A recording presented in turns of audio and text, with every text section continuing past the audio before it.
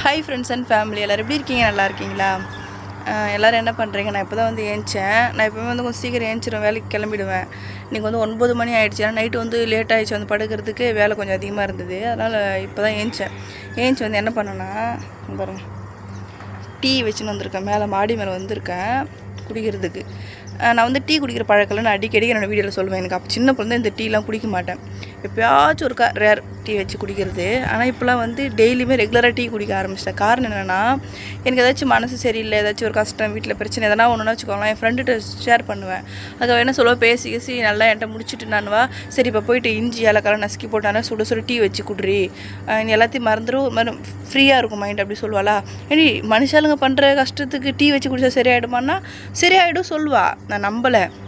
ஆனால் இப்போ கொஞ்ச நாளாக வந்து இந்த டீ வச்சு குடிக்கிறேன். இதை குடிச்சு முடிச்சிட்டோன்னா மனசு ஒரு மாதிரி ஃப்ரீயாக இருக்குப்பா. நிஜமாக சொல்கிறேன், நீங்களும் ட்ரை பண்ணுங்கள்.